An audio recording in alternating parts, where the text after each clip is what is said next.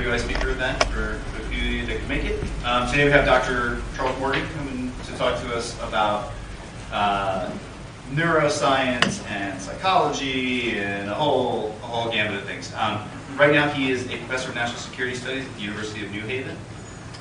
His focus is teaching national security studies, domestic and international intelligence analysis, and issues in deception. Dr. Morgan is developing a concentration in the human aspects, intelligence analysis, and psychological operations arenas that are relevant to the intelligence community. He has a pretty robust background with military folks, doing research at SEER School, helping with selection processes for Special Operations Forces down at Fort Bragg, et cetera, et cetera. So, without further ado, I will hand it off to you. Thank you. It's nice to be here. Actually, I was a Navy guy. I wasn't Army, but I've done more work with the Army, I think, over all these years than I ever did with the Navy. So what I would like to talk to you a little bit about today is something I was asked to do in 2010 and 2011. I was getting ready to leave over at the CIA, where I'd worked for a number of years, and the Intelligence Science Board said, could you give us a brief on what's in store for us in the future?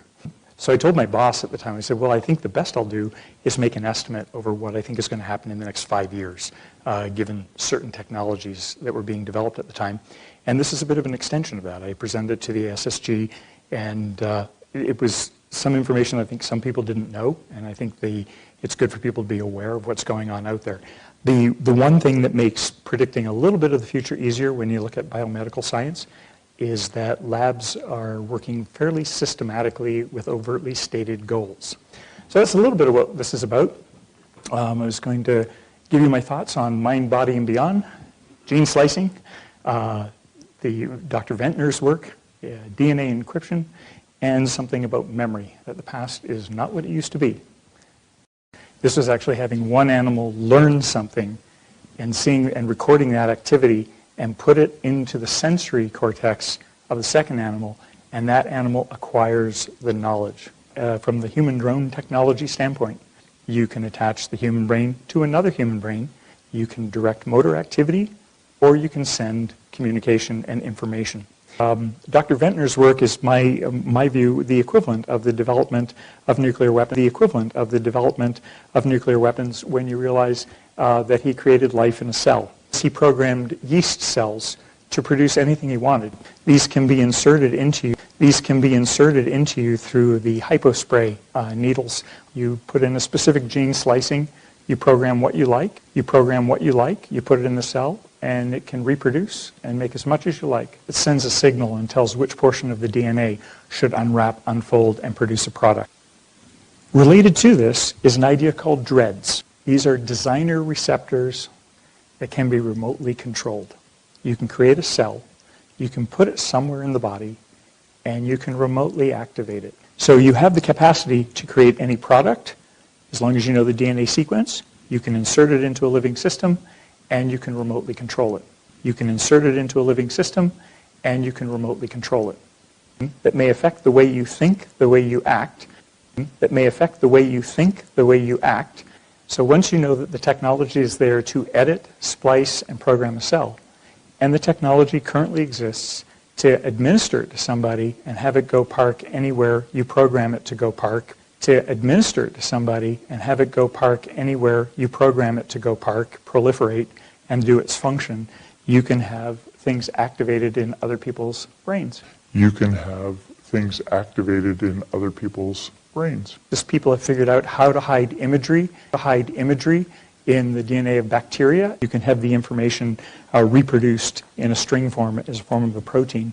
The new way to hide information is going to be in DNA.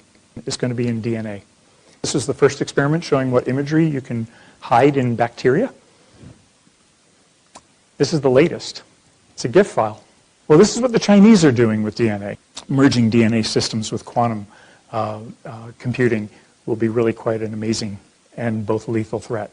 The next thing I wanted to mention to you is memory. Can we erase memory? Can we modify memory? Can we change memory? The short answer is yes, yes, yes. And what they're able to do back in 2008 with a primate is have it learn through trial and error that by thinking, it can move a robotic arm and feed itself. It didn't take too long for the neural interface issue to be resolved once people figured out you could implant electrodes on brain tissue and then take a biological signal and turn it into an electrical signal and amplify it. The natural segue then would be, if I can send motor function from a brain to a mechanical arm, is it possible to send motor functions from one human to another human? So I call it the possession experiment.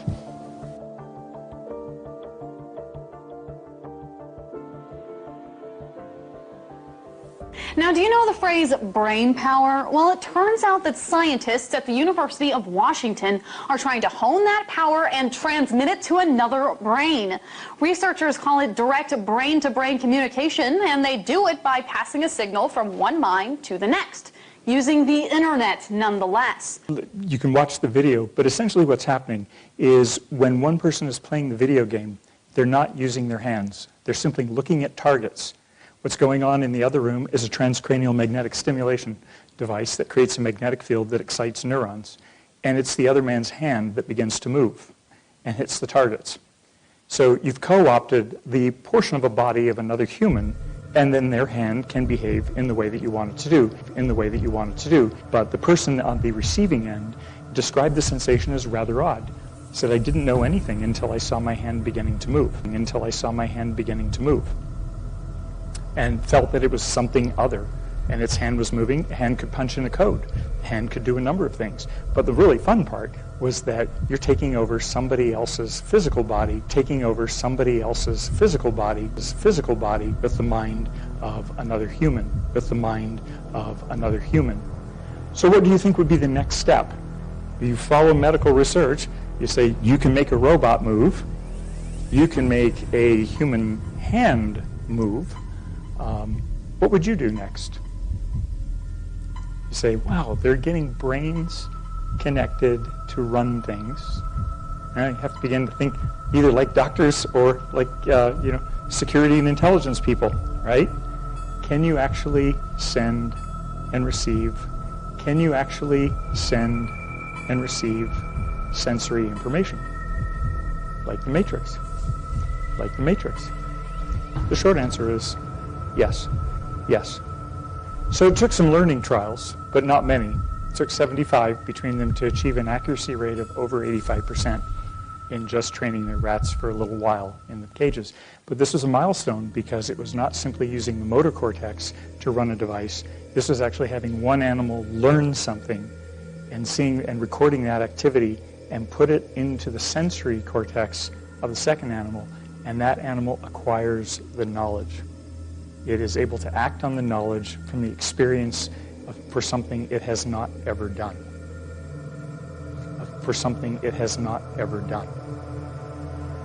What we do know is that DARPA did get permission for 500 operations to do deep brain electrode implants.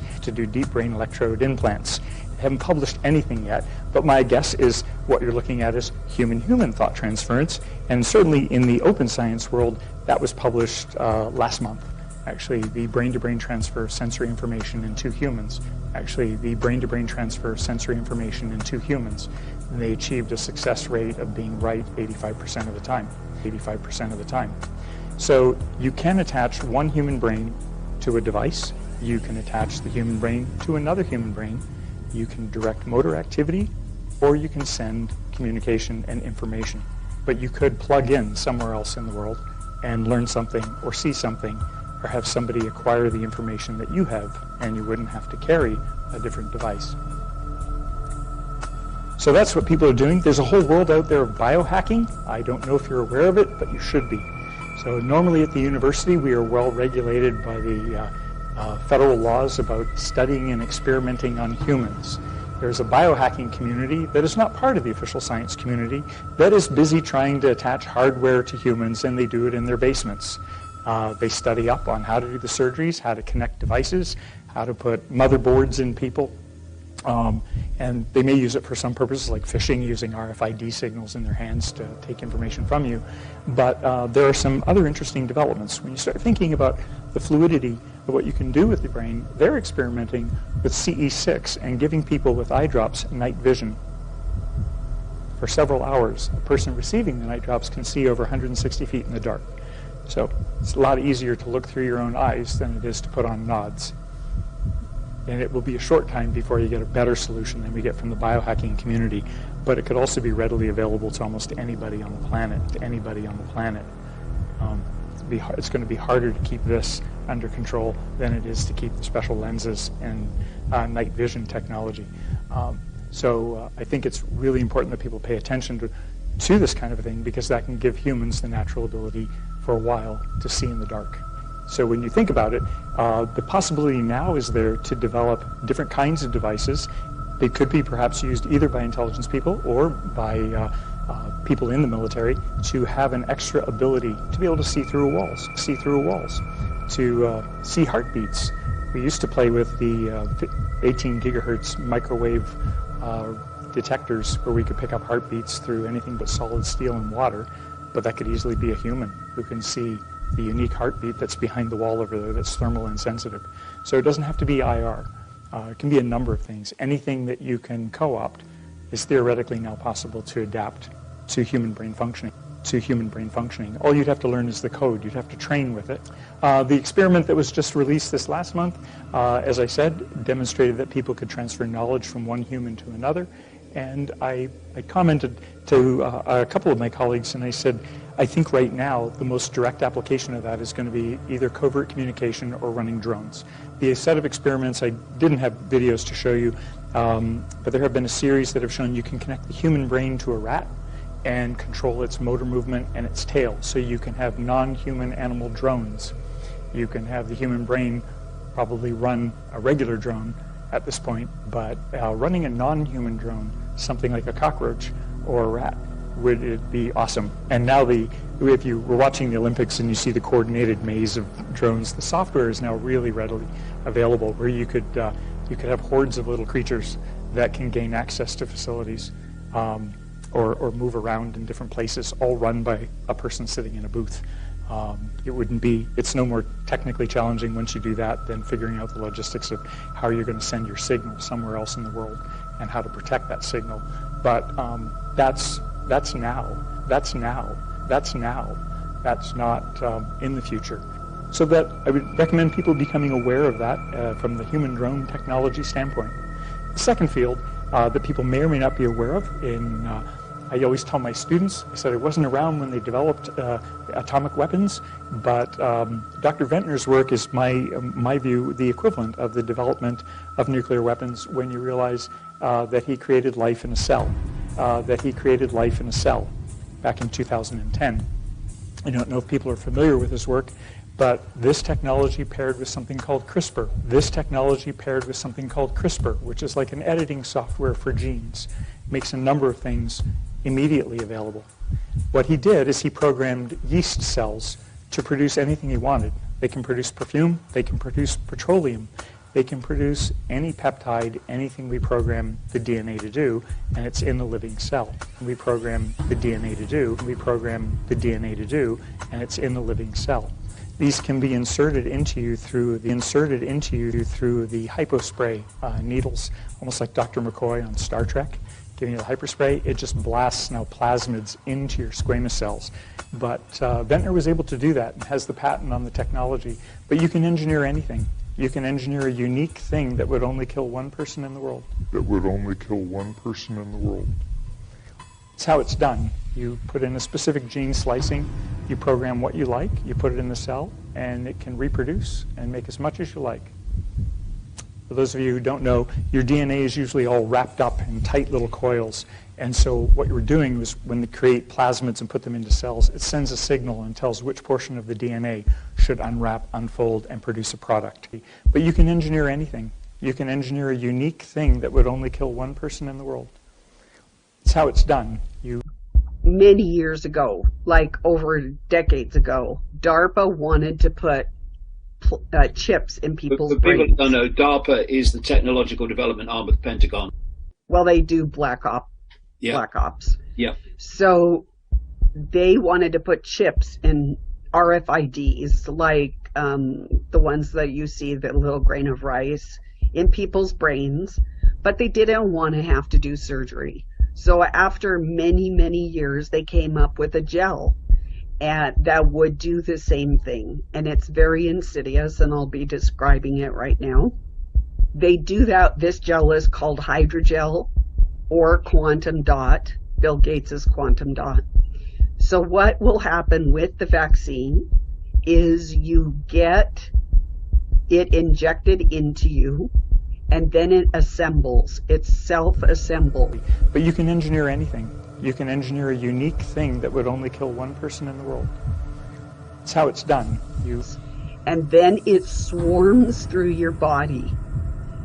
There are 33 different classifications, and yes, the number is precise, with cultic meaning. 33 different classifications of robots, each with a different mission and a payload deployed into your body. They can swarm. This is scalable, and what scalable means is that it can target one cell in your body. It could target an organ. It could target you. You can engineer a unique thing that would only kill one person in the world. That's how it's done. It can target, let's say, everybody with blonde hair. It could target everyone in a particular country. It could target somebody of a particular faith belief. It is scalable, very flexible.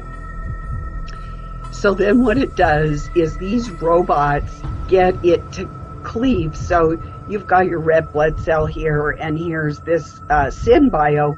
And what it does is there's clamps. Some of these robots are clamps. Some are levers. Some have other functions. And what they do is they hold your cell until your cell is basically swallowed up by the SynBio. I'm going to tell you the whole thing, then I'll go back and tell you another insidious thing about it. So then what it does is it swarms and it crosses your blood-brain barrier and it takes over your brain. Related to this is an idea called DREADS. These are designer receptors that can be remotely controlled. So think about it for a moment. You can create a designer receptor, you can create a cell, you can put it somewhere in the body, and you can remotely activate it when the brain's exposed to the right signal. Using this technology, people have been able to transfer memories from one fruit fly to another by signaling through a light stimulus into the retina. Right now, it's done by putting a substance into their body. That will actually activate the neuron in the way that you want it. So you have the capacity to create any product. As long as you know the DNA sequence, you can insert it into a living system and you can remotely control it.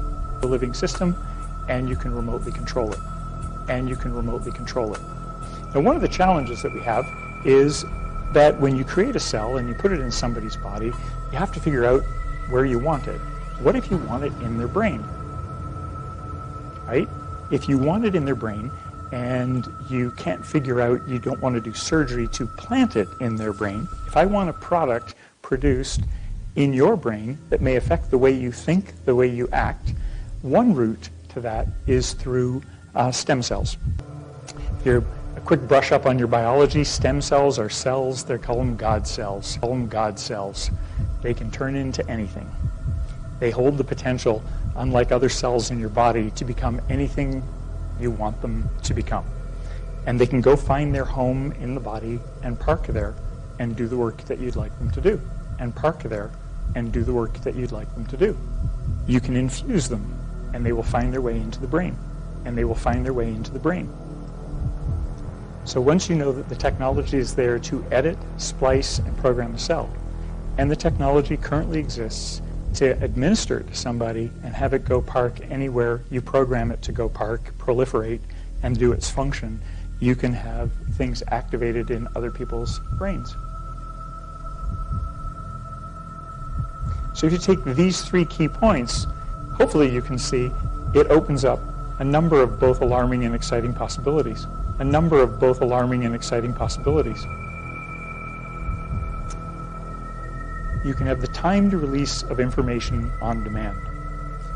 Hopefully when I mentioned the word CRISPR and word editing and creating molecules with CRISPR out of and playing with DNA, some of you thought encryption and encoding. So DNA encryption, there were I think 8 articles published by China in the course of 3 years, in the last 3 years, and it's quite important. The coding system, DNA steganography, I'll just say the short story on this is people have figured out how to hide imagery in the DNA of bacteria, and when you phosphoresce the bacteria, you can discover the information, or you can have those are just to remind me, you can have the information reproduced in a string form as a form of a protein. Dr. Church up at Harvard has shown quite well that you can store a lot of information in 1 gram DNA. It's essentially, that many iPads in 1 gram at room temperature. No supercooling required. DNA is highly stable. It's been around on the planet a very long time. So between CRISPR, the storage capacity, and programming cells, the new way to hide information is going to be in DNA. The commercial application is going to be a bit like on Star Trek years ago. Why would you have a digital system when you can have a DNA system? You can store all the information you'd ever need, records, photos, anything.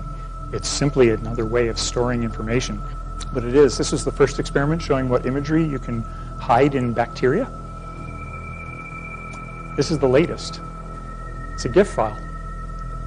It was actually programmed into the DNA of bacteria last year. The bacteria reproduced, and the offspring from the reproduction cycle would still produce this movie. Pretty cool. You can hide information in bacteria, and when the bacteria multiply, they can go into a spore form and last for a very long time. No one can scan you and find a bacteria. We don't have anything that can detect that. So if you want to be able to encode information, take pictures of information, create something in DNA and don't want it in your own body, it can be bacteria on some portion of your body, right? All they have to do is scrape it, let it grow in the Petri dish, and unpack the information. This is all available now. This isn't science fiction, but you can encode movies. Well, this is what the Chinese are doing with DNA. So in your own neck of the woods, you can begin inquiring. We are doing things with DNA as well. But the Chinese are fairly convinced that DNA encryption and encoding would be one tremendous challenge even for quantum computing. So this is where the race is right now, trying to merge quantum computing with what you'd call a wet hard drive with DNA. Merging DNA systems with quantum computing will be really quite an amazing and both lethal threat for that. The next thing I wanted to mention to you is memory. Can you play this one really quick? Hopefully you'll recognize this. So, what to do with memory? In medicine, we think of memory as a potentially harmful thing when people present with post-traumatic stress disorder. They can't stop thinking about the thing that's creating emotional distress. It's a very active development in the field to figure out, can we erase memory? Can we modify memory? Can we change memory? The short answer is yes. You could train the mice to run the maze, document the number of trials and errors, and then flood their hippocampus or expose it to this, and the memory would be completely gone. Meaning when the rats or the mice had to learn it over again, it was the same number of learning trials. And there was no trace of the memory left. Now the good news for us when we study rats and mice is we put electrodes and cannulae into their brain and can directly affect that area of the brain If you wanted to poke your own hippocampus, you'd have to stick your finger through your eye and go right back in there. Sounds impossible to get to. Not if you program a cell to go there. Not if you program a cell to go there. So if you decide you wanted to program something that would selectively release PKM zeta after your meeting with someone, they probably would have no memory of it. The last topic I wanted to review with you is memory, for a very interesting reason. So this is in 2009, using light, they've transferred memory. You can turn things on and off using light in animals to activate the hippocampus, turn memory on and off. And so where are we with humans in creating false memories, giving them memories that they've never had? We've come a long way. My colleague is Beth Loftus. This was her early work. It was called Lost in a Mall. And what she did is she asked a person to be in the study. You could be in her study if you had a sibling that was at least 5 years older than you. And she'd say, we're interested in your memory from when you were a kid. I've asked your older sibling, your older brother or sister, to give me 4 stories about you, and I want to know how much you remember. What people didn't know is that there were 4 different stories. One of them was fake, and she wanted to see how long it would take for them to adopt a false memory.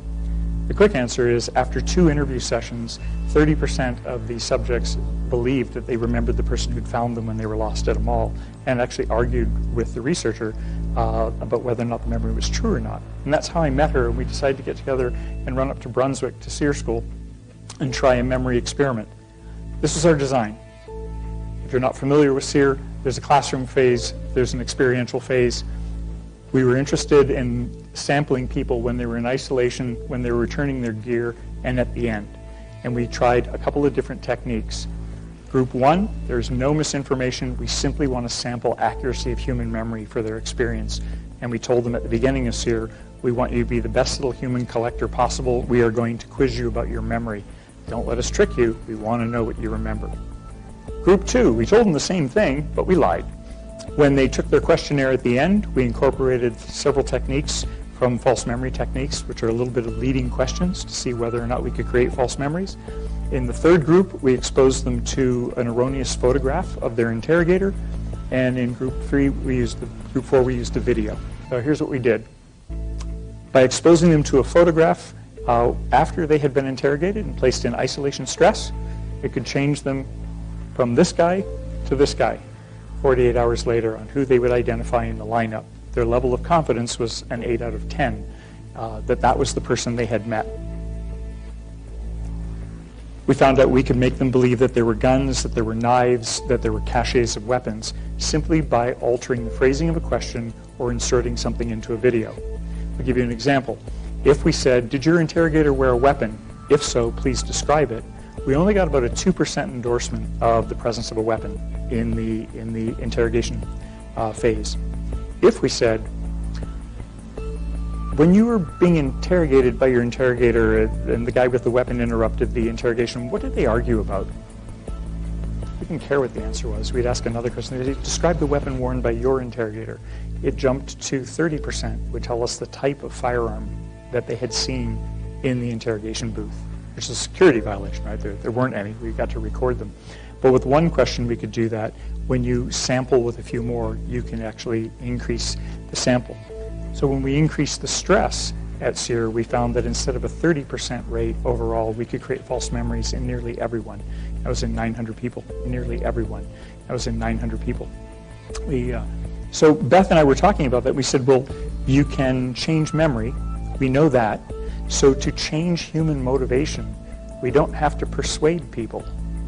You can just change their memory. Change their memory. And when I think about this, I think about its relevance in this day and age when you start wondering what information is real and what information is trustworthy. And you start running into people and debriefing them, and you have sources who claim things. When you can learn how to create false memories, a person can be genuine, and the information they remember is the old dangle idea. You can put information out that's simply not true. But in the current social media age, the ability to actually manage people's memories and change them manage people's memories and change them is just enhanced compared to what it used to be. Now you can fix videos and pictures and expose people to audio and visual information. You can fix videos and pictures and expose people to audio and visual information, and we know that even if they know that's a possibility, people don't recognize when they adopt a false memory. It's a bit of a Trojan horse effect. You don't know that it's happened to you, and if you're smart and you have a good memory, you'll believe that happens to other people but not you, because your memory is true. So it bypasses some critical reasoning on our part, and I think it's particularly effective. That's where the state of the art is right now for creating false memories in humans, is doing that verbally or by these manipulations with either what we say, what we show them, what we expose them to. But the chemical implanting of memories has now occurred in monkeys. And the last thing I'll say, I didn't have any videos for it. I really wanted to show you one, but the French have published a very interesting paper. And it is this. While people were sleeping, they were able to train them and sample their knowledge in what they trained them in while they were asleep, and while they were later awake and didn't know that they'd learned the information. So I'll say it again. In people who were asleep, they were able to tell what people knew around word recognition lists without ever waking the person up. They were also able to train new memory and information, outside the person's awareness while they were asleep. Where that technology can go is some very interesting places. It would really raise, since I was in the lane of DS&T and we talked about deception and everybody was arguing about how to interrogate people, it raises an immediate question about whether or not you can sample information in people's brains outside of their awareness. The problem with a CAT scan and a PET scan and any technology is you have to have a willing subject. They do need to sit still. If people are asleep and you can begin to sample what their brain recognizes, it offers a number of opportunities at looking at guilty knowledge, brain recognition waveforms, and sampling some kinds of information. If they have to do the brain implants, we'll know sooner, because I can't see any other reason why DARPA got approval for 500 deep brain implants. Many years ago, like over decades ago, DARPA wanted to put chips in people's brains. I think the next step is going to be a hive brain. It's already been done in rats. You can link multiple brains, and as a hive, they solve problems much faster than the individual rat. So that technology's here. I'm assuming they'll link people to have a productive life, live in virtual reality, move robotic things. They can probably problem solve. So I think in the next few years, that's what we'll see, is brain-to-brain linking for problem solving, and to see if it makes it more efficient. But those are a couple of technologies I wanted to make you aware of. And then you can run away and think about their more direct applications. I tend to think of things from a medical perspective and from an intelligence and information perspective. But it's no longer really science fiction, and most of these fields have moved faster than I actually thought in 2010. The only one has been expanding memory that hasn't moved as fast. But I thought I would share that with you, and that's all I had to say. So thank you for your time. Yeah. Thank you, Dr. Morgan. We're pretty much out of times, but we'll be hanging out up here for a little bit, so if anybody has questions, feel free to come up, and thank you for coming.